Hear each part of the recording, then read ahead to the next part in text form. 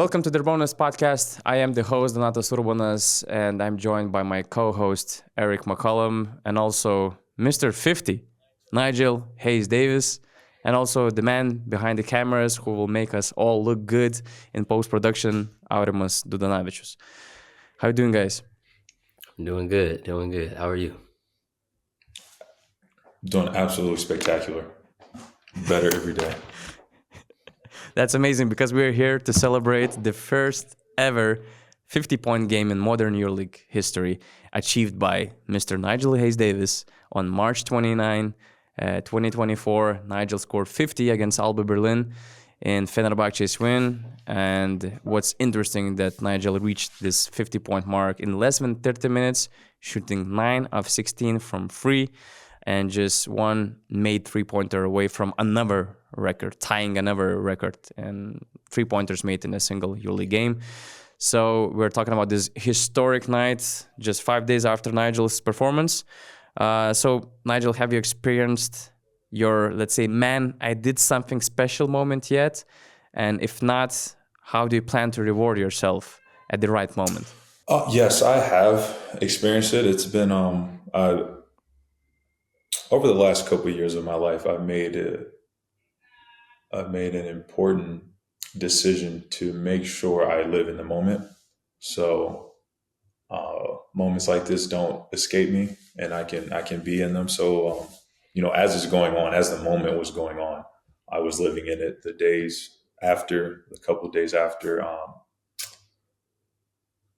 just appreciating what happened, listening to all the people, seeing all the messages, all the commentary surrounding it, and a lot of conversations with myself, because as I've said, it was a goal I had at the beginning of the year that I wanted to break the record. But it's not something I thought of every game. I didn't go into every EuroLeague game like, oh, today's the day. But it's just something that I wrote down, and then it's something that I wanted to do. And it was the most beautiful moment of my basketball career, to live in a moment that you've wanted to become a moment. And it's like a reverse deja vu type of feeling. It's very, very proud of myself. It was a fantastic moment. Happy that it was at home in front of the home fans. The guys were there. Family was proud of me. Friends were proud of me. So as long as they're proud of what I did, I can be proud as well. What would be your tip to all of us, how to live the moment? Because I believe that many of us take things for granted, I would say, and somehow we don't know how to celebrate those moments sometimes. I think it's an active process is what's going on. When the moment's going on, I have to keep actively going, be here, be here, be here, be here. And you have to keep reminding yourself, enjoy this now. Look at everything that's going on around you. Look at everyone that's celebrating you, acknowledge and, give a little rundown of your body, how you're feeling, what the breath is like, what the smell is like everything that's going around, tactile, touching everything, just try to always constantly download the present information. So that's the best advice I have. That's what I try to do when moments are going on, is it's always like an update, reload, just to take in everything that's going on around you. And what was special about your night is when I watch games, I can tell when guys are well liked, when their teammates are happy for them. At what point in the game did the game plan switch from, all right, we're going to win the game, we're going to do our normal game plan, how we normally attack, to, all right, Nigel's hot, let's get on the ball. I see everyone being selfless. I see the bigs setting better screens. I see the guards making that extra pass. I see guys looking for you, making that effort. And that just goes to speak of your character and how well liked you're on your team, because a lot of guys who aren't liked, they would not get that attention. So at what point did you notice, man, I knew my teammates liked me and, they respected my craft and everything I put into it, but this exemplifies it, their selflessness in this moment. And then also at what point did I notice, okay, they want me to go crazy. Instead of just focusing on winning, we're going to win through me. So from Nigel's perspective, my second shot, I knew I was swinging for a home run. Because obviously everybody heard the story about it. So true story, that morning, at like 11:30 before shoot around is at 12. Sertaj tells me, "Did you see DeJounte Murray?" I said, "Yeah, 44 shots." I said, "But he only had 44 points." I said, "Yeah, it's not that amazing of efficiency." And I said, "If I got 44 shots, I'm having at least 8." And I was like, "You know what? I'm taking 44 tonight, Sertaj." And he said, "Really?" I said, "Yeah, we'll see what happens though." Fast forward, I always send my mom a picture before the game of me. We do like a little silly game face tradition. That's what I do. And then I just text my guys in the group chat, Jordan and Nate, and I said DeJounte Murray game. And then I just put my phone up. So I hadn't looked at my phone from the time until after the game. And then we're warming up in the locker room in our little hallway. You know the hallway, Eric, right by the kitchen, our little hallway there. So and Sertaj looks at me and he goes, I said, "Yeah, 44 shots. I don't know what it's going to look like, but I'm shooting 44 times." And we go out there, and the first play was I'm supposed to get the ball after the tip. The ball's supposed to find me, and I initiate the offense by passing it to Nick. And whoever was guarding me starts pressuring me. I'm like, "What?" So I'm like, when you're pressured, break the play off, get by your man. Spun, went and laid the ball up. And I said, "Uh-oh. I just took a shot and scored in 6 seconds." And then they turned the ball over, sprint and transition. And I'm looking for the ball, like throw it, shoot it. And as I'm shooting, I was like, if this goes in, bang, it goes in. I said, all right, the night's here. This is exactly what we're doing. So after that point, damn near every time I touched the ball, I think I might have shot it or at least got really close to shooting it. So for me, I was locked in second shot that I knew I'm doing something special. From the team's perspective, I think when I got around like 30-ish, 35, because at first it was like, oh, Nigel's going to break his scoring record. And it was like, okay, we're going to win. We're going to win. And, he's going to come out eventually and sit out the fourth quarter. But as in the third quarter, my numbers keep going up. And then I told, it's just so many little stories you guys got.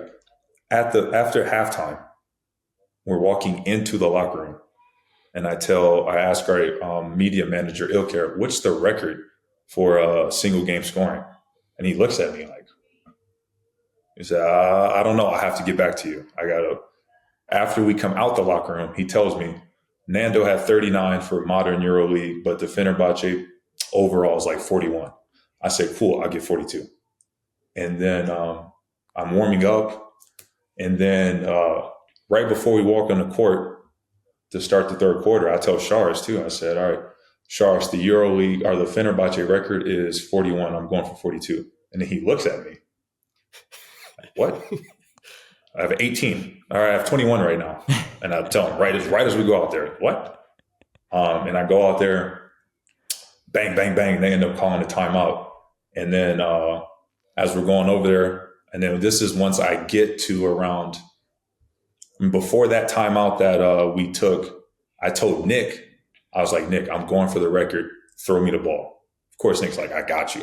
He throws it to me. I missed 3 threes in a row. And now Charles is like, guys, we're just jacking. What are we doing?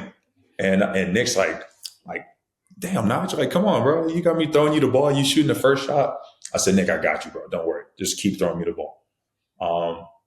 And then that timeout comes where I'm around 30-ish or something. And then I told Charles, I said, I'm going for the record. Don't take me out. And he said, all right, well, play the right way. I said, you know me, I always play the right way. So after we got around 35, then like I can see the guys are like, all right, let's get Nigel the ball. And Scotty comes in and Scotty's like telling plays like, do this, do this, do this, do this. The other guys are, making sure that they're setting screens, making sure that they're looking for me. Seamus and Yam come in the game and they're like, Nigel, wait for us. I'm going to steal the ball so you can get out in transition. Because then once they know I'm going for this record now, once Berlin knows, they're like, all right, we don't want to be the team that lets you do that. So now they're picking up the pressure on me, and Yam and Seamus are like, oh, don't worry, we got you. We're going to steal the ball and get out in transition. So like you got Yam and Seamus picking up full court like we're down 20 and we're up 30 at this point. and and they're making sure I'm getting the ball in transition. There's one of my points, Yam steals the ball at half court. I think he might be in front of me, and he ends up slowing down and passing me the ball to let me score the point. Seamus is picking up to my 50th point. Seamus is pressuring. Again, we're up 40. Seamus is pressuring this guy on the sideline and hits it off of his foot. And then we ended up getting the ball back. And that's why I've told everyone that that was a team record, because everyone did their part to make sure that, I got as many opportunities as I could to score.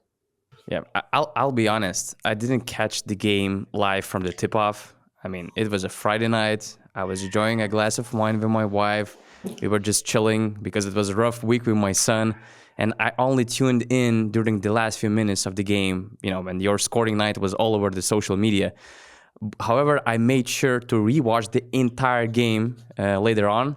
And although from the first glance, it might seem like a simple 50-point game against a bottom team like Alba is, there were so many intriguing details that Nigel already mentioned. And we'll try to break down those details, let's say step by step in kind of a chronological order, as we were sure to remind this 50-point night.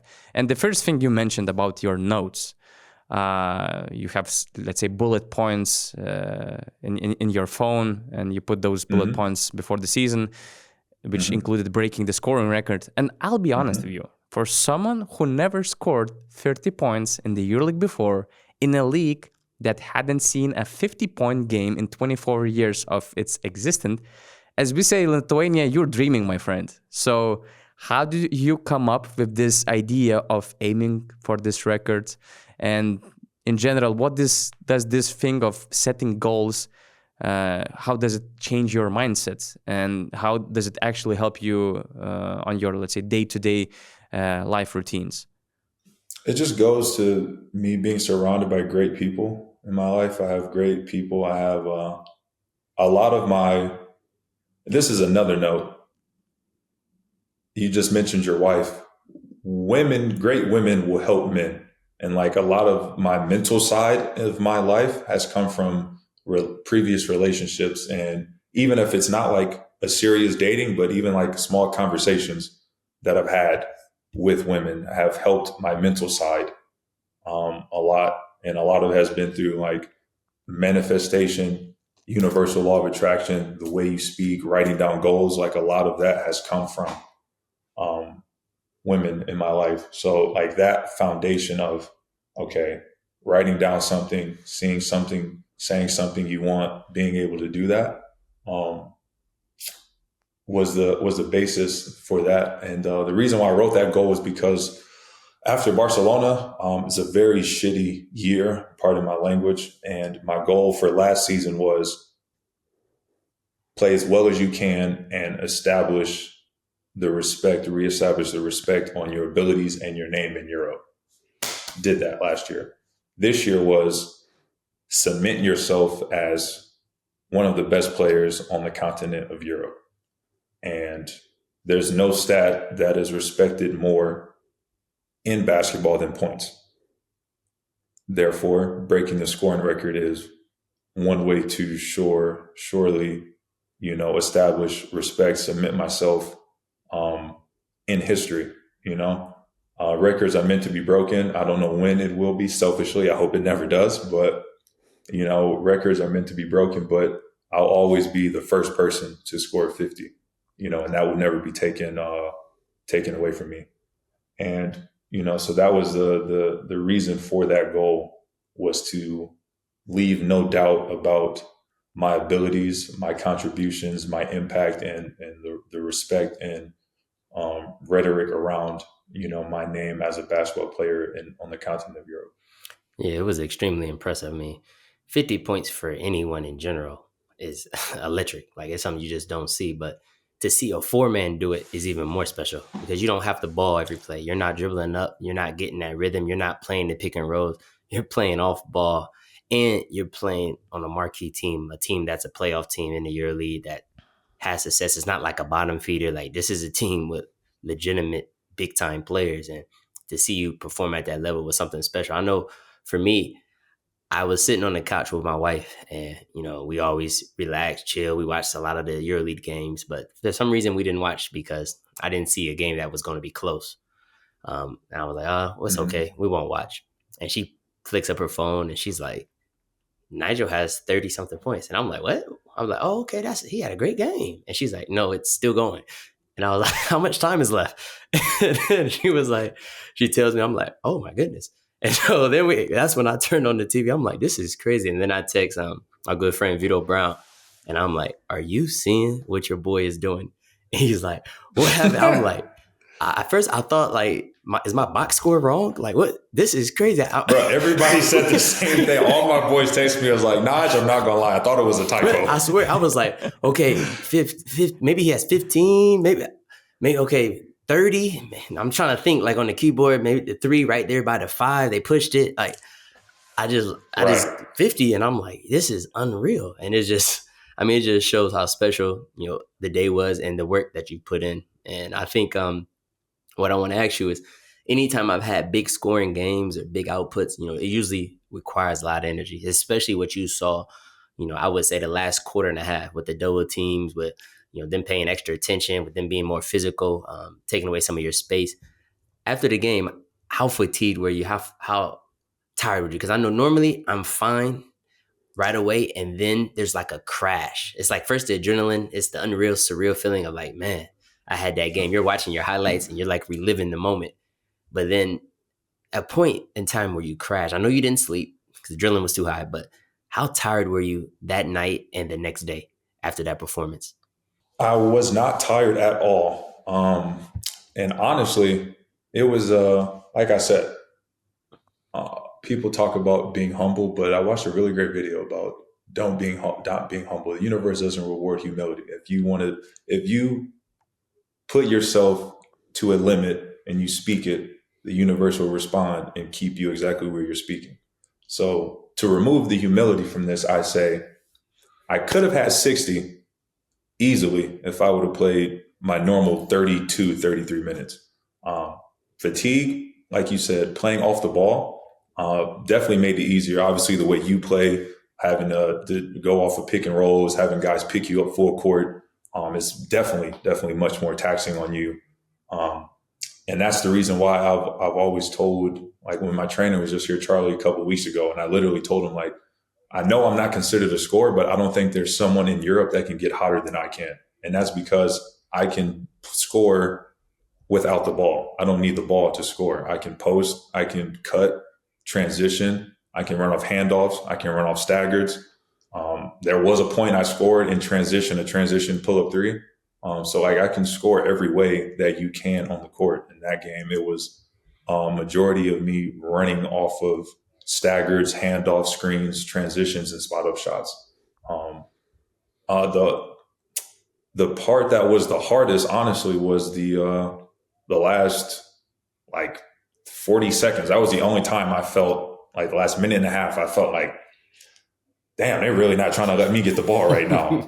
Like I'm really like, I'm like, man, these guys, like, y'all just spent 35 minutes not playing defense on me. Now y'all want to really like ramp it up, like. And that's where it was fun because it felt like tag, like you're out growing up and you're like tag, you're not it. So everybody's running around and not trying to get you, except I'm trying to avoid Berlin players and try to get a shot off as best as I can. It was the purest game from the literal standpoint of basketball being a game. It felt like a game. Like I was out there like, you guys are trying to stop me, but I'm not going to let you stop me. Like I'm just running around. How can I shoot the ball?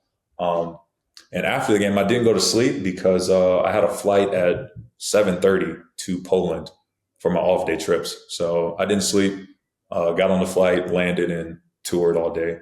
So body felt great. I was fine. I always say because of my vegan diet, plants don't get tired. So, we had a record breaking night. A lot of texts and phone calls, obviously, as you can imagine, and messages. Tried to answer all of them that I could. Packed my bag and, went to go tour and enjoy my off day. So you've scored your first 10 points in first 100 seconds. And I'm still checking if that wasn't the quickest 10 points in the history of the EuroLeague with my colleague from data department. But the first quarter was just crazy. 18 points in the first quarter. What do you think about Alba defense after the first 10 minutes of the game? How do you feel about yourself as well? I mean, honestly, it's been, I mean, I don't know. I mean, I would love to actually see my scoring stats for this month, for March, because I think that they'd be very damn good.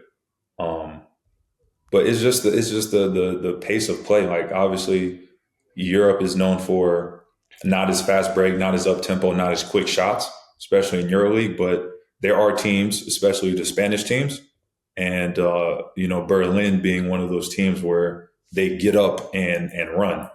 And the style of defense that they play, like I said, very similar to a Spanish team. They play the next defense, and you're just getting out in transition and running. And then Charles has really, with the drills we do in practice, has really, really emphasized getting out and running in transition. And if you're set on the arc, take a good shot and shoot a good shot. So for me, honestly, it was just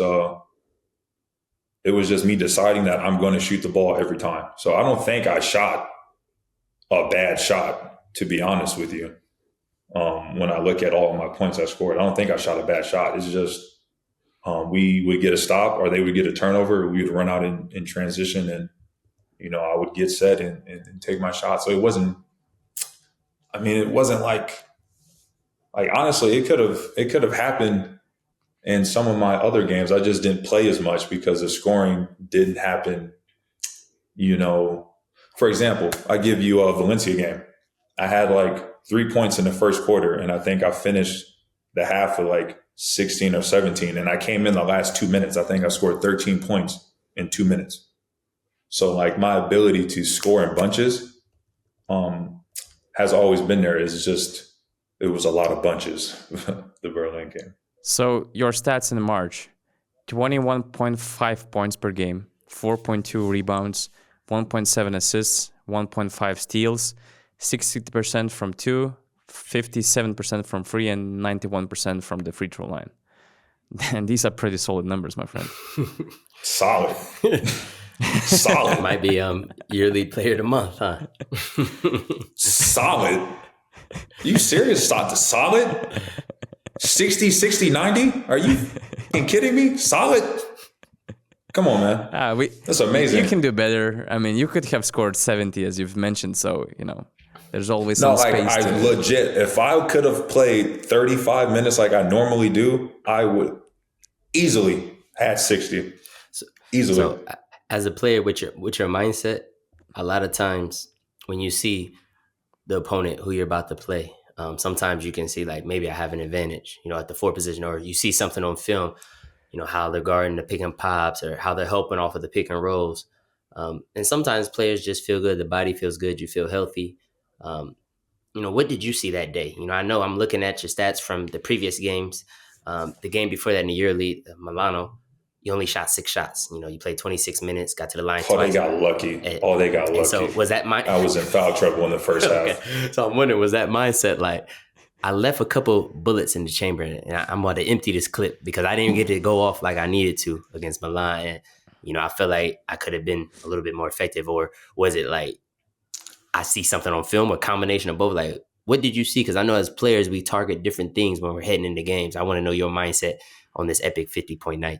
This whole year has been fueled by questions that other players have answered and questions that reporters such as URBONUS ask other players. And I do a tremendous job. Obviously, I'm not one of the only one. I do a tremendous job of taking anything I can and turning it into motivation. And watching this season, I started off shaky. When shaky, just wasn't a good start. It happens. But hey, it's not how you start, it's how you finish. Mm-hmm. And I've been doing my best with work, trying my best to stay healthy, trending upwards.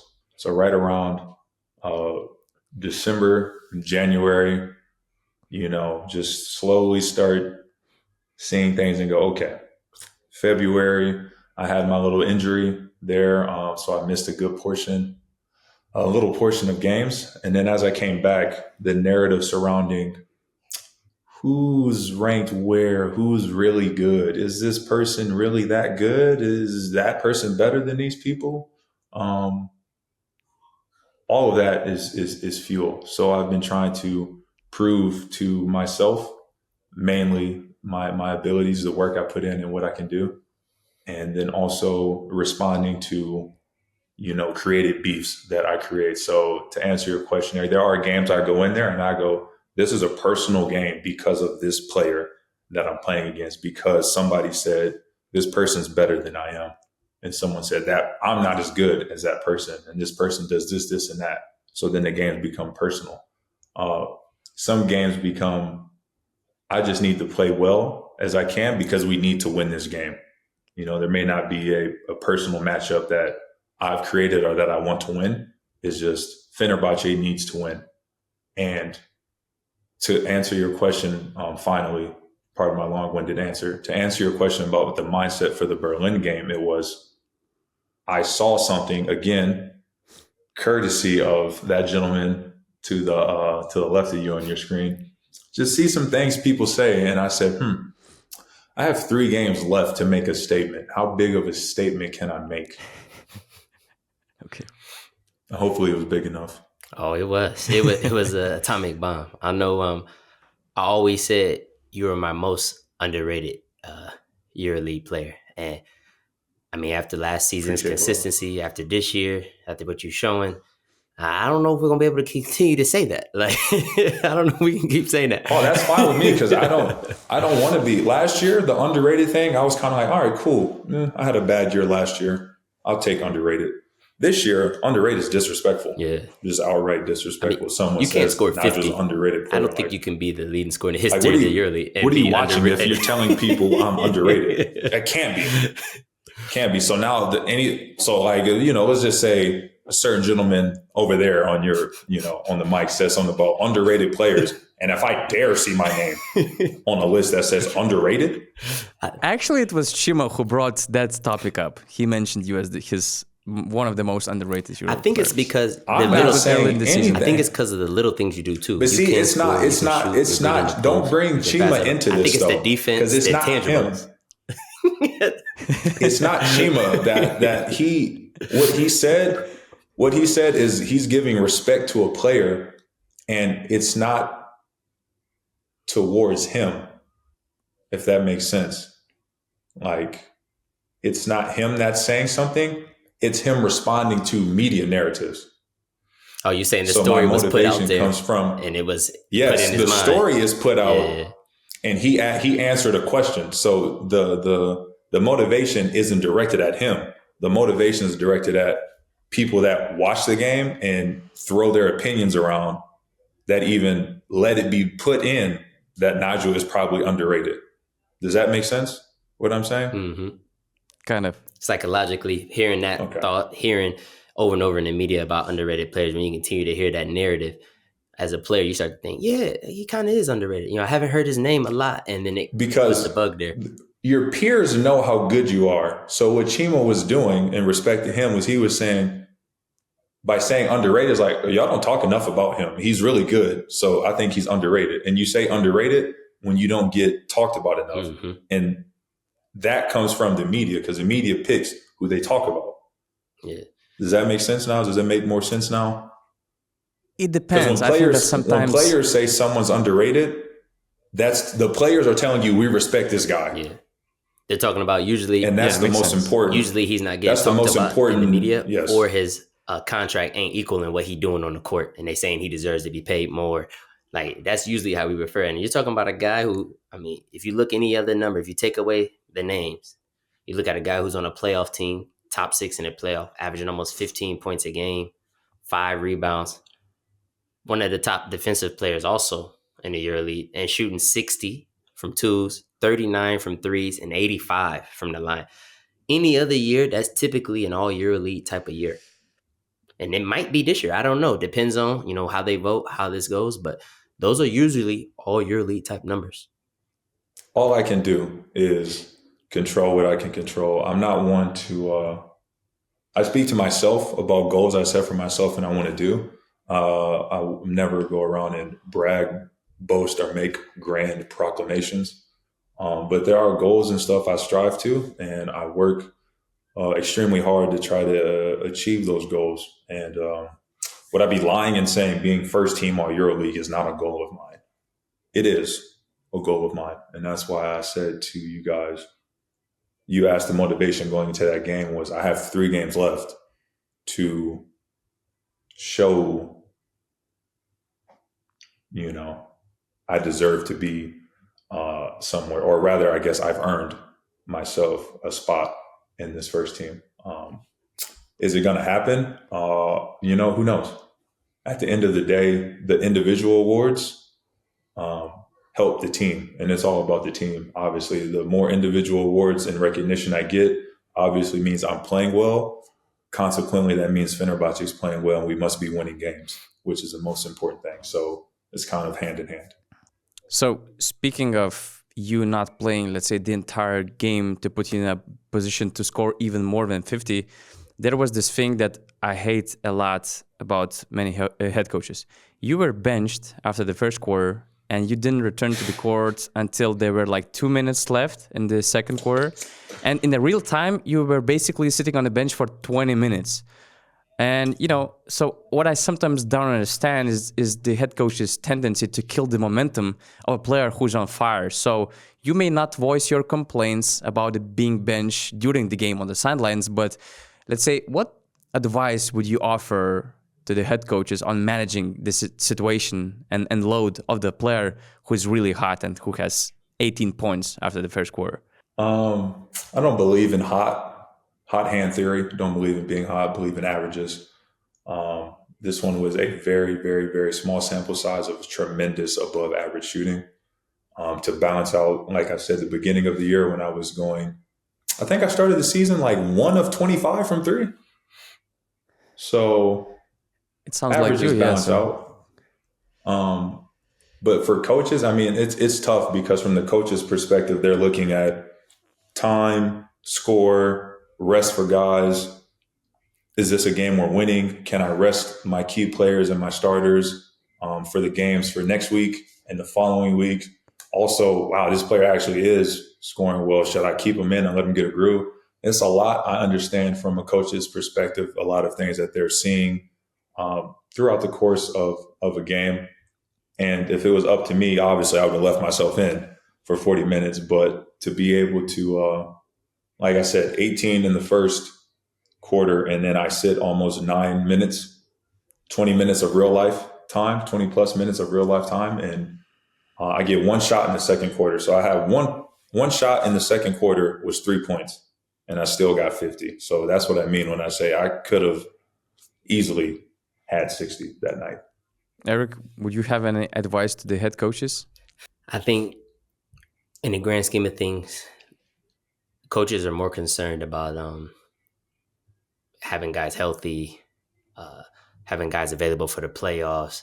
They're also thinking about if a game is won in the EuroLeague and, they seem like they had the game under control through the duration. They're probably also thinking about Turkish league, how they're going to do certain stuff. You have to find that balance. And Nigel's a high minute guy. Like, this is a guy that plays. He was playing 38, 37 minutes when the Tudors was the coach. With SARS, he's playing 32 minutes. So this is a guy, when you can find a way to get him a break or some time, the rest, I get it. You give him that time because you're thinking about that Final Four weekend, in May. You're thinking about those type of things, how his body feels, all those things. So you balance out. But anytime they have a special night like this, I mean, you owe it to the player to see it through. And I'm glad SARS put him back in the game and let him do, what he does and allowed him to have that epic night.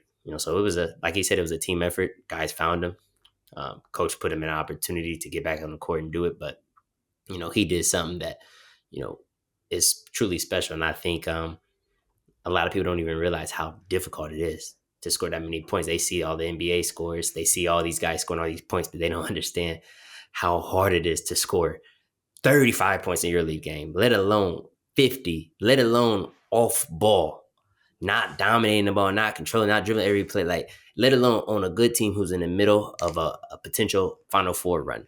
Like this is not the bottom barrel where you're just out there just shooting it up and you're trying to see what's going on. So I think that 50, and we'll probably harp on it later, I would say it's probably equivalent to 75, 80. That's 85. At least I'd say because I looked it up. That's 85. Yeah, there's only 3 games. 50 and 29 minutes? Yeah, that's crazy. 50 and 29 minutes, That's Eric? crazy. That's crazy. That's 85, bro. That's 85 in the league. Easily 85. And I looked, there's only been 3 games over 75 points in the league. So you got Wilt Chamberlain with the 100. We don't have video evidence of it, but they say it happened. And then you have Wilt Chamberlain at 81. Once again, no video evidence, but I'm sorry, at 75. And then Kobe at 81. So those are the 3 games over 75 points. Chamberlain, Kobe. So just to put that into perspective, once you get to the 80-point mark, I think it's almost impossible. And I know records are meant to be broken. I just can't see someone scoring 50 in a modern era. Like you'd have to hit all your shots. You'd have to be in a position where they can't constantly double you. And you'd have to have your teammates playing for you. And you have to do it within a flow of offense, within a flow of the game to win the game. Because this is the EuroLeague. No one's going to go out there trying to get you a record. Right. Like the main goal is to win. Yeah, no one's going to get you a record to lose. Yeah, like so he was able to get the record within the flow of the game, within the offense, within them winning, like all within the team format. Like all those things going right and then having the ability to score 50.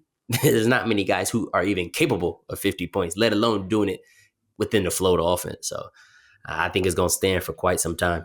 What I appreciate most is having someone who, like I said, I've told you while I've guarded you many times about the respect I have for your offensive talent, but having someone who plays and is a scorer break down how hard it actually is what the narrative needs to happen more, because it's really hard to score. Like I know it's 50, and like I said, a lot of the narrative is seeing on, like, I didn't see everything on Instagram, but you'll click and I'll see someone's like, EuroLeague record of 50. That's it? 50? It's like, that's it. What do you mean? Do you know how hard it is? They don't, though. That's the thing. Like, people don't know how hard it is. Not to mention, like, all right, it's already 8 less minutes in the game. First of all, take that off rip. You have 8 less minutes of stats that you can get. Game flow Pace slower, of play, way slower. Possession numbers down. Already least amount of shots you get. The use of fouls, it's not, you're not just running around, willy-nilly. Defensive 3 seconds. And there's offenses being run. No space. That right there changes the whole game. You can have someone stand in the key the whole time.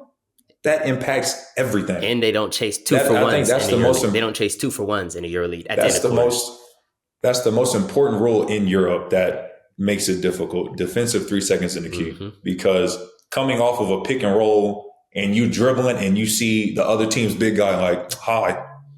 Yep. And you have to kick the ball back out. That changes everything. And let's not talk. Let's not forget. Everything. So usually Europe runs an equal opportunity offense where you're going to have 5 or 6 guys, close to that double figure range or slightly above it, and everybody getting similar shots. Yeah. Like your shot attempts are low. Not like the league where there's going to be one guy who's getting 20 plus shots every game, rain, sleet, or snow. No matter if you're 6 for 20 or if you're 15 for 20, you're getting your 20 plus shots. Yeah. And nothing's going to happen. Yes. Like you're playing the same amount of minutes. In the EuroLeague, you're having an off day, or you're not playing well, they're going to pull you. You might be. Come sit down. Come sit down. You might not be out there. So it's just you might not be out there. You're right. It's a different format. So I think people don't really understand it unless they're very familiar with Europe. You got to be very and like with the game plans. Like we go into different game plans. I'm sure your coach does the same way, and you've been on other teams. It's like, they have a weak 5 man, so we're going through Motley today. Or they got a bad pick and roll player, so we're running pick and roll with Scotty and Sertac the whole day. Or they got bad off screen, so we're just running pin downs for everybody else. Like it may not be your day and your game plan to get the ball. So but that's one thing Charis is always good at. He was like, in EuroLeague, it's not the NBA. Like everything averages out. Today, you may get 2 shots. Hey, that just may be your day today. But the next game, you may get 13, 14 shots. And then that's how you balance it out. So, it's really, like I said, I'm proud that it was me. I don't think it could have happened to a better guy. I'm proud of myself, and I'm proud of myself for sure. But I think it's really good because it really puts into perspective how hard it is to play in Europe. For people to see that on the other side of the world and other basketball worlds and spheres and go, "Oh, the highest is 50," and you go, "Yes, yes, it is." Welcome to the hardest basketball league maybe in the world. So. You earned it, buddy. You earned it. That work you put in, all the stuff, all the extra time, all the professionalism. Appreciate You earned it, man. Yeah, there are, like, when Nigel hit 50, I had those flashbacks in my memory because, I was following Nigel's journey from Žalgiris times. And the first few things that came to my mind was like during mid-season, just calling his individual coach who was close to Lithuania at that time. Nigel had a few days off. He invited him just to, let's say, improve his shot during the season. I remember we had those conversations about methods of improving the shot. I think you were sitting on the chair or you were doing some interesting drills. Yeah. Mm-hmm. Yeah, you were doing all those interesting drills. Then I remember, like, it was not a day off, but a day before the game, probably evening workouts, or the other team was actually practicing in Žalgiris Arena. EuroLeague team was visiting. And Nigel is there, like, it was 10 or 11 at night. There's this classical music in the gym, and Nigel is just doing his shots. He's doing his routines. So, when you put all these things in perspective, and then on top of that, you add all those remarks by his teammates, Matley, Sharas, about his discipline, staying, focused day to day on his improvement, that makes sense. I appreciate it. That's why I said it. I deserve it. People say, "Oh, congratulations," and that's why I say what I say, because I know what I've been through. I know what I've had to do to get this. People who just found out who Nigel was or who Fenerbahce was, the people who are just now Nigel fans because he plays for Fener, or maybe now Nigel's playing well, so we want to tune in. They don't see everything that you saw, and even the stuff before I got to Žalgiris that you haven't seen, or the stuff after Žalgiris that you haven't seen. So the early morning shootings, going before practice, coming back at night, landing in a different EuroLeague city. When I can go out to dinner, I choose to go to the gym and try to prepare myself better. Everyone doesn't see that. Like my high school football coach said, everybody wants to hold and kiss the baby, but nobody wants to see the labor. And the labor is the most important part of everything. Hey, so Eric gave his suggestion of what 50 points in the EuroLeague game would be equivalent to the NBA game. You mentioned like 85 or something. Like actually James White did. I remember he tweeted like 50 in EuroLeague would be like something between 85 to 100 in the NBA game. What would be your number, Nigel? What would be your calculations? 85. 50 points in a EuroLeague game in 29 minutes is 85 in the NBA, without a doubt. Easily. 29. I played 29 minutes. Like, do you understand that? It's 29 minutes. I was going to say that 80, 85 range. I was going to say that too. Somewhere around there. I've checked NBA history books. There are only 4 players in the NBA history who scored 50 plus in less than 30 minutes. Oof. And these guys are Klay Thompson. Klay Thompson did it twice. Joel Embiid, Damian Lillard, and Eric. CJ McCollum. Exactly.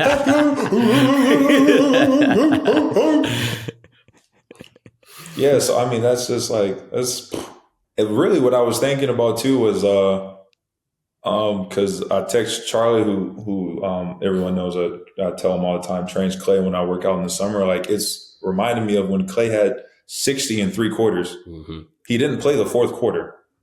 So, like, he could have very well had 70, 80 points, you know what I'm saying? And, like, really, really cemented that scoring performance. And, I say the same thing. Like, I don't want to take a great moment and nitpick at it, but I'm extremely proud of it. But, like, it was very difficult, but 5 more minutes.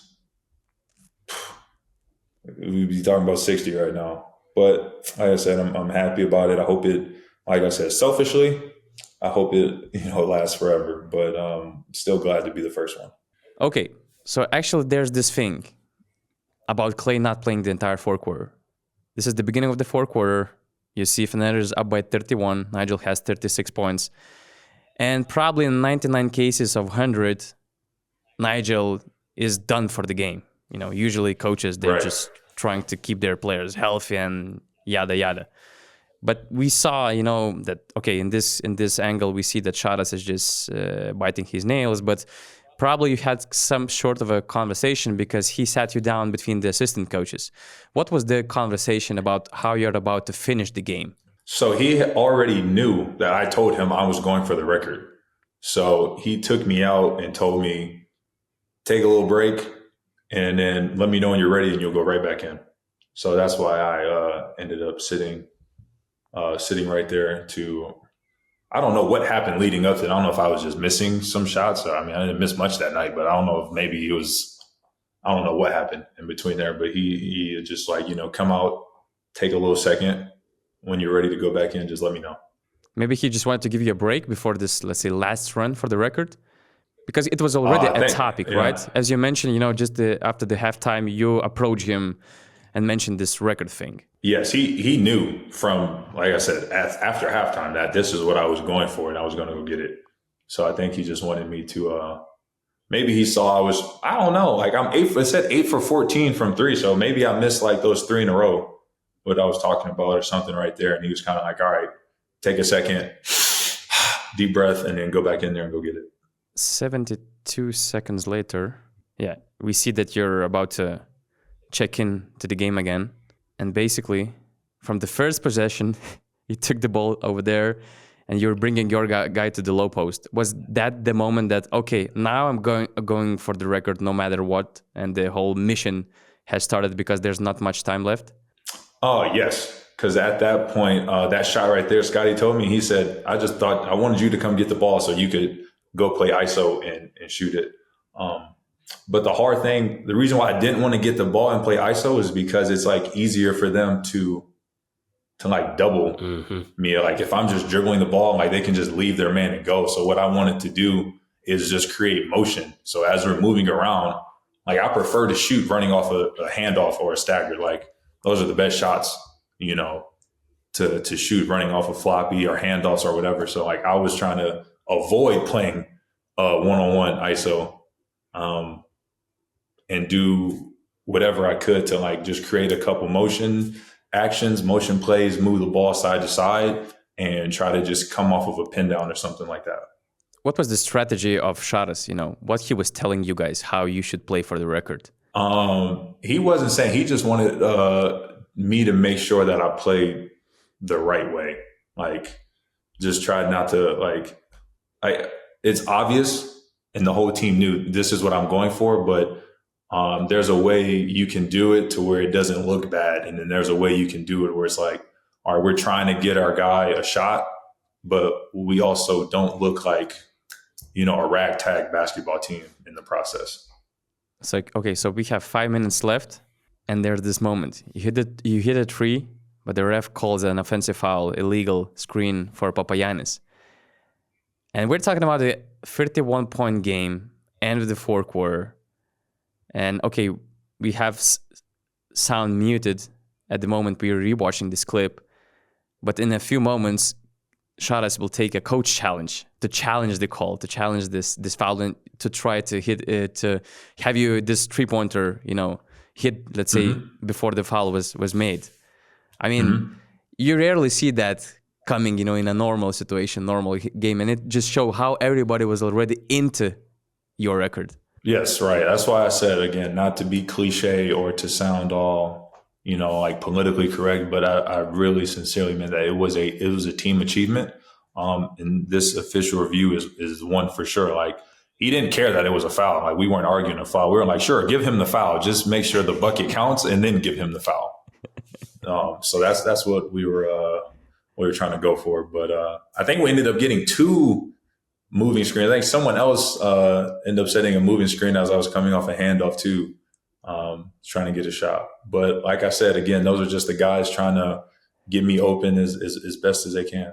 Yeah, actually, 30 seconds later, before and 30 left to play, the screen displaying Shane Larkin's 49 points record appears on the EuroLeague TV broadcast for the first time of the game. So although the commentator may not be aware of it, because if I'm correct, if I remember it right, he hasn't mentioned you going for that record. Probably it was, a good reminder for him that it's something that might happen, but he for sure didn't know that Fenerbahce team has already scripted, let's say, the path toward that record, and we will just rewatch some of the highlights. This is the three-pointer that makes... Oh, it's 41. Okay, sorry, it's 41. So you're still chasing Fenerbahce's record, right? Right. So the Fener record was 39 by Nando in modern, and then overall, some time in 1980s, they said, or something like that, a guy got 41. Ibrahim Kutlay, yeah. Yes. Ibrahim. So I was going for it. And then, so I go foul right here. So what you're seeing is I go over and I go foul the guy. So Char's like, yeah, you did it. Woo, woo, woo, woo. And then if it still shows me, it doesn't. So Ilker comes up to me and he was like, Nigel, you're going to kill me. And I'm like, why? He said the EuroLeague record's 49. So then It's that's when coming. That's Ilker. That's Ilker. Yes. Ujer. So there's Ilker. Yeah. Yeah. That's what him telling me right there. He said, you're going to kill me. And then he tells me that. So then I turn around like, oh, there's 3 minutes left to get 6 points? Oh, no problem. So then I go and that's when I go and tell Shars as well, like, hey.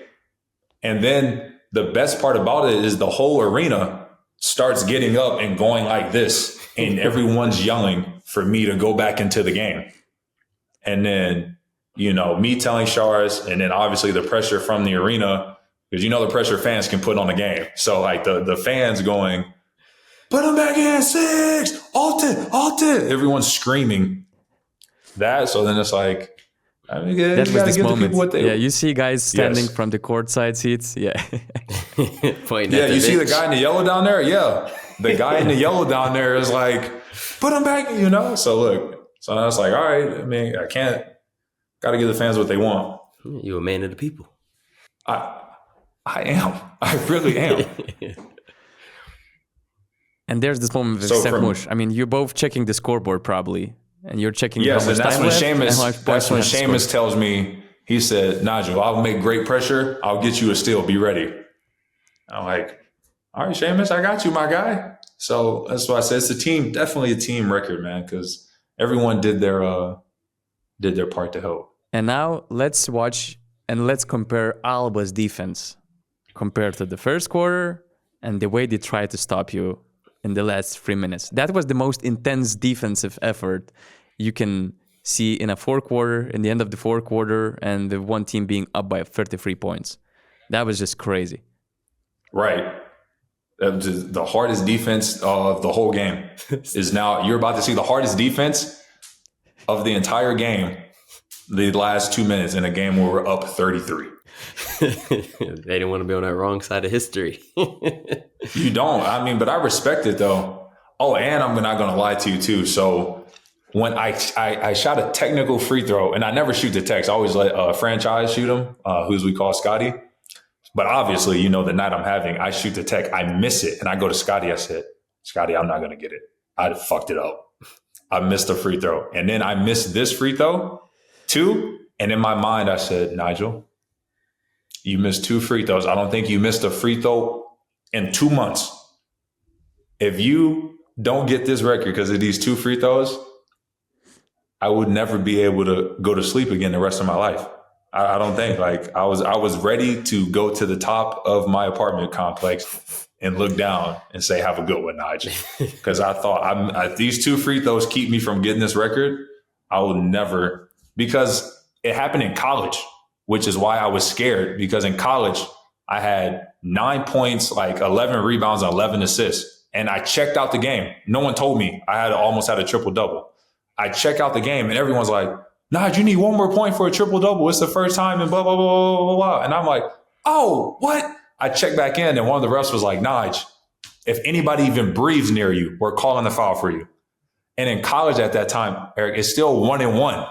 I missed the front end of the 1-1 free throw. Ouch. and I didn't get to triple-double. I finished the game with 9, 10, and 11. And as you can see, I am still not over that. So all I did was I replayed that in my mind, like, Nigel, if these free throws keep you from getting this to the second time in your life, we may have to find a new sport. Just quit entirely. Yeah, that's what you meant by saying it was scary and shaky sometimes at the end of the game when you had this post game. Those two free throws, I said, oh my gosh. Because like you said, the defense, there's a noticeable difference in the aggression of their defense. So I was like, I can't give away free points from the free throw line. It's already going to be hard enough to score. Look, they're sending 2 guys already. Look at that. Side of the backboard. 3 guys around. He still draws the foul. So I get these 2. So, gosh. That had to be I was nervous, so I'm not going to lie. That was a relief for sure at the scene. It was. These 2 free throws, though, I was extremely nervous. Extremely nervous. I would not lie to you. I would be very transparent with you. These were very hard free throws to shoot. We saw very different Alba's defense, but what about Fener's defense? Wasn't it like, okay, let's force Alba to take some quick shots in order to have more time for you to reach that record? It's like they completely changed the way they play. Like, everyone knows them for like, okay, the defense isn't tremendous, but on offense, they can slice and dice you. And now we're like, all right, guys, they're going to do the exact opposite. Now they're like, let's share the ball now. Let's swing it around. Let's use some clock. And then let's play aggressive as we can on defense. This was funny to me. My cherry picking? Look, Nigel is not on the screen anymore. There's still a good chance to make a defensive stop. It's the only way I could have gotten the ball. It's the only way. They're going to implement offside in basketball just because of you, man. It's crazy. But the funny, you know what I was thinking though in my head is as I'm cherry picking, I go, I have to do this because I don't know how else I can't get the ball. Like, they're not going to foul me when I have the ball. Like, if one of the other guys got the ball, they fouled them. Like, when Papagiannis got the ball, they just fouled him. Like, all right, cool. Now I'm just not going to get it. So they're not going to foul me, but they're going to double team me. And I can't just throw up double contested threes, So like, I have to cherry pick. And what was going through my mind was somebody was getting a record in the NBA. It might have been Jason Tatum or something. He was trying to get like 50 or something like that, something. And one of the guys was like, go score the points. Don't nobody care if you're blowing them out. Like, because in 5 years and 10 years, when that's on your resume and they go, how many 50, 60 point games did you have? No one's going to go, yeah, but 2 of those points he cherry picked. That's a fact. That's a fact. It doesn't count. Like, the conversations now is funny. It's 4 days after, 5 days removed. But in 5 years, in 10 years, it's just going to be, you remember the first 50-point game in Europe? End of story. It's not going to be 4 of those points he cherry picked at half court. So it doesn't really count. He really only had 46. And 50 is 50. Anywhere. 50 is 50. Exactly. I don't care. I don't care how you get it. How you get it done. You get it done. So right now, with 38 seconds to play, Nigel has 48. And let's watch what Alba did. See, I think they fouled Jan, right? Exactly. They're sending him to the free throw line just to avoid you getting the ball, because then they cannot foul. And they're giving high fives. They're like, yes. They're giving high fives. Yeah, did you see it? You saw that, right? They're like, yes. We're like, good job. Look, see, bro? That's why I don't care about the cherry pick. They were conspiring against my greatness. You see that? That's what DJ Khaled. That's what DJ Khaled means when he says they don't want you to be great. He was talking about them. They are they. They didn't want me to be great. The high five after the foul, down by 30, sending the guy to the bonus is crazy. Exactly. You see that? That sums it up right there, Eric. Thank you for pointing it out. They're like, yeah, down 35, good foul. Like, what? But like I said, I absolutely understand why they were doing that. You do not want to be on that side of history. And I think any team in their shoes would have done the same thing. We talked about it. We said, we would have done the same thing.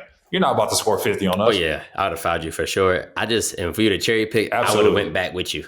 Like, it'd have been 4-4. I would have went back. Like, nah. It would have been 4-4 game. It was like, no, you're not standing down here by yourself. I don't know what you think is going to happen, but it's not that. I would have asked the guy, two guys that come and guard you, and just let the other teammates shoot, and let's see if triangle and 2. Yeah. You're not getting the ball, buddy. I'm sorry. I don't know what you want us to do. You're not getting the ball. I'm glad you weren't on the other team, man. Because I would have been embarrassed. I'd have been like, man, he scored 50 on us. I'm embarrassed. I got to stop it. So, like, this is what I meant. Like, right here, like, the defense we're playing, up 40 with 26 seconds left, and we're swarming the ball. Like, we need the ball back immediately. And look what happens. So, the ref says that it's Fener's ball. And Alba is taking a challenge. With 23 seconds to play. Challenging. They're challenging down 40 for their ball. This is what I'm saying. Bro, Eric, that's what I mean. When DJ Khaled said they don't want us to win, it's them. They deserve the 50 after this. You're taking you're down 40, you turn the ball over and go, something's wrong. The 50 was poetic. A challenge? 50 was poetic. It was inevitable after all this. When this happened, all I could think about was, Nigel, what are you going to do? Because if anyone else touches the ball, like that, we all were talking to each other. It was like, Nigel, you got to come get the ball because they're just going to foul us. You got to come get the ball. And then, like, when I walk out there on the sideline, I don't know how many people are standing in front of me. Look how many people are standing in front of look at that. 3 guys. They're sending 3 guys. Look at that. So, yes. So, like, look. Hey, Eric, look. This is what I want you to see. They didn't want me to succeed. That's tough. So, like, all right, hold on. Pause it right here, though. I just want to let you know what was going on in my mind. In my mind, I'm going, oh, my God, I'm not going to get open. I don't think I'm going to get it. What am I going to do to get the ball? And then Seamus throws the ball. I said, who is he throwing the ball to? He said, no, they're going to foul. And then Yorgos told me, he said he was just walking around like acting like his body was sore. And then he just flashed at the last second to the ball. And I said, oh my gosh, Yorgos, after the game, I said, I got it because of you.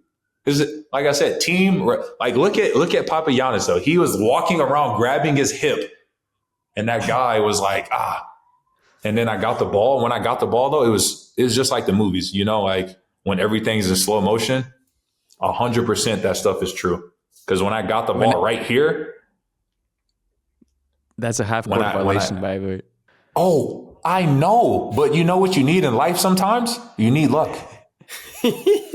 And we don't need party poopers. We don't need party poopers. We don't need party poopers. Yeah, you can't call Honestly, that. Here's what I'll say. If you call that, shout out to the refs. I think the refs, I think one of two things happened. One, the refs got caught up in what was about to happen. Yeah, the moment. And they kind of were like, oh my God, is he actually going to do it? Wait, was that backcourt? Too late. I'm already out the rim. And then the second one was they were like, that's a backcourt. But if I call this, I'm not leaving Istanbul in one piece. Because there's no way those fans would have let whoever blew that whistle make it all alive of that arena. So I think it was a business decision and then also prisoner of the moment, which I'm happy for both. And as I laid it up, the ball bounced. Almost spun out. And appreciate it. Tough Euro. It did. So I'm looking back like, oh, my heart is literally at my feet. I could feel my heart beating in my ankles when it bounced. Because I said, if this comes off, I'm walking back to America. Just don't even pay me the rest of my money. I'm walking back to America. That probably was your toughest points. That was your toughest points of the game. That was the hardest 2 points in my European career. That was tough. You got denied. Hardest you ran 2 to points. Get the ball. You got the hand off. You Euro finish in traffic. That's a tough finish. Hardest 2 points of my career. Most nervous I've ever been to. Look at that. All 5 Alba guys are chasing you like I thought you were going to shoot a floater when I was seeing it. I was like, I said he has nothing. No, I couldn't have done that because you got a good floater. I thought you was going to the floater, but the Euro was I do, but I would have the Euro. Yeah, no. I was like, I gotta. In my mind, I thought if someone touches me, I think they'll call it. So I was like, I'll just get downhill.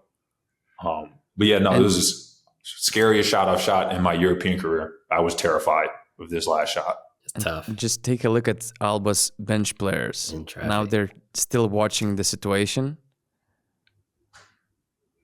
And now they're just having their heads down.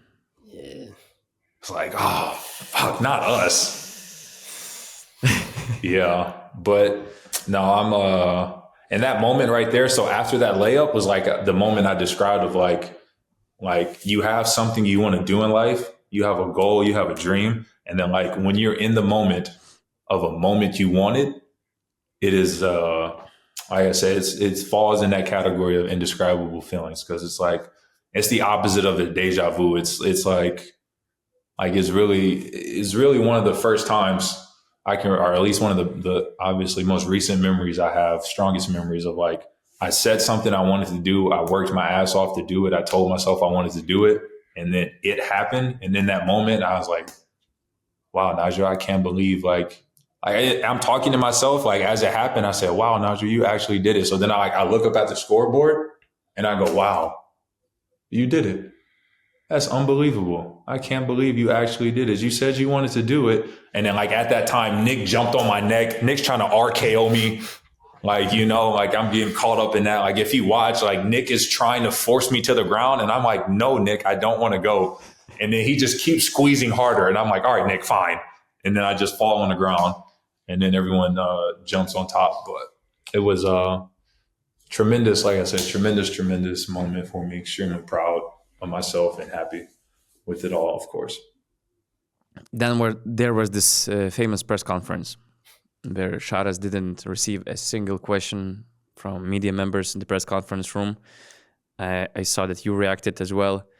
And I just, thought hypothetically, if you were in that press conference as a journalist who knows Nigel Hayes-Davis really well, what question would you have asked and what kind of, let's say, storyline would you have chosen to celebrate his 50-point night?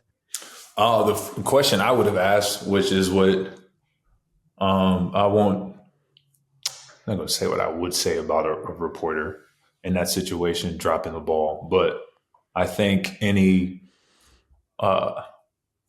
good reporter that's locked in and that's focused on the moment would have asked, Shars, what do you have to say about Nigel playing for you and becoming the single game scoring leader ever, first player in EuroLeague to score 50 points, and him having played for you 2 years ago in Barcelona where he averaged 4 points? Like what can you say between that season and this season? Because after the game, I went to Shars, and the Paul Rudd, the hot ones, where he was like, "Hey, look at us, huh? Who would have thought? Not me."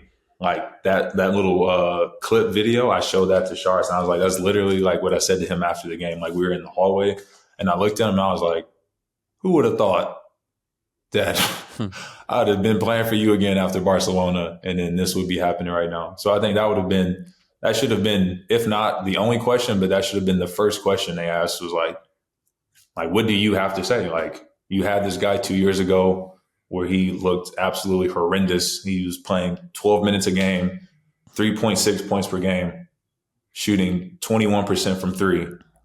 And, a year and a half later, you're coaching him again, a different city, a different team, and he ends up being the first player in EuroLeague history to score 50 points. What happened? I think that should have been the first question. What happened in your eyes? What happened in with my you eyes? having this game, and what happened with Sharas, let's say, changing the way he decided to utilize you? I would say me going to Barcelona was extremely good. Like I said, the mental aspect. There's this book I read at the beginning of this season, and one of the quotes in there that I repeat to myself daily was, "Whatever happens, call it good," and that's the sentence I always remind myself. So whatever happens in life is good. So in Barcelona, reflecting on, I was like, cool. That season was horrible, but what did you learn? You learned that whatever happened in that season, you would never allow it to happen again. And you would make sure you do whatever you can to make sure you put yourself first and you remember why you played a game of basketball. And then you fast forward to now, obviously the work that I've put in, the getting better, You mentioned sitting on the box. Micah Lancaster had that video those years ago. I went to see him this summer. We worked on more shooting, and so like the work that I've put in with the different people continuously, I've obviously improved as a player. And then I would say from Charis's end, he's improved in terms of like, I think the hardest thing for him was him being so good as a player was handicapping him as a coach, because he would be coaching like, why aren't you guys doing what I would do? Like, I would be so much better out here than you guys. Like, just be good, be great. Like I was great. And I feel like maybe that's what sometimes was part of his coaching. And also he definitely grew up being older generation. And the coaches he's played for were like that kind of like, totalitarian, everything that people see when they think of European basketball coaches, crazy chaos, yelling, MF this, MF that, what are you doing? Like that whole lineage of coaching, him growing up in that, him playing for that. I think him finally trying to let go a little bit of that, and then my mindset now, I think it meshes, dare I say, really well now, So it's been a full 180 in terms of obviously 180 in terms of play from Barcelona to Fener when I was playing for him to now. But it's just the biggest testament of growth that people can have, So you're never where you are and you're never who you are in your life for the duration. You can always change, you can always grow, you can always adapt, you can always become better at your job, better listener, better person, better with your relationships. And I think Charis and I are both examples of how people who, when I left there, I for sure said, I don't think I'm gonna play for this man ever again, to now, he's the coach that I go and hug as I'm going off the court now that I have a new record. So, you never know what life can bring you, but you can always know that you can always improve in life and be better. Before the podcast, I've shared some topics that I was about to cover with you guys, but to be honest, I think it was a perfect wrap up. There's no need to go any further. It was just amazing to rewind this historic game. It was just amazing, to have Nigel sharing this joy both on the floor and all off the floor. But I'll just address this one last question that was coming from Beyond Plus member. We have this Beyond Plus platform that you can subscribe us on basketnews.com/plus. And one of the qualities that we offer was addressing the question to Nigel. And there were people sending greetings to your cats. And there were people celebrating your achievements as well. And the last question was actually something that I tried to rephrase, and it was coming from Audrus. So what's left on your notes? What are these other goals that you're chasing right now? No, I keep the goals to myself. Eric brought up one, so like since he brought up one in the midst of a conversation speaking about it, I confirmed it for him about being first team. That was one of them. But the other goals are, the same. It's no secret what they are, but like win the championship. It's the same goals every other player has, and then there's other goals. I align myself to be extremely petty. I'm a very petty person. So I have goals in there that like, I'd rather not say to keep peace, if you will, but I have a lot of petty get backs that I want to do. And that 50-point game really helped me start crossing off a couple of them. But as I said, it's more for motivation. You know what I'm saying? On being on a very serious note, like writing down your goals, like we have access to so much information, with Instagram, Twitter, YouTube, all the videos, all the books. Like you ask any expert, like saying what you want out loud, writing down what you want, making sure that you work towards it every day, reflecting on it at night, like putting those four together and surrounding yourself with people who care more about your success sometimes than you do is a recipe to be able to achieve anything that you want. And, really, I've just embodied that as much as I can. I mean, the confidence that I have in myself, and I think that's the most important thing that you can have. Like, it's kind of like the same way when you watched, if you watched the Genius Netflix with Kanye, like if you watch the stuff Kanye was saying growing up, and people were looking at him like, "You're a little bit arrogant, aren't you?" And he's like, "No, like I just believe in myself that much. Like I believe in myself so much, and you don't. Is just why you're uncomfortable.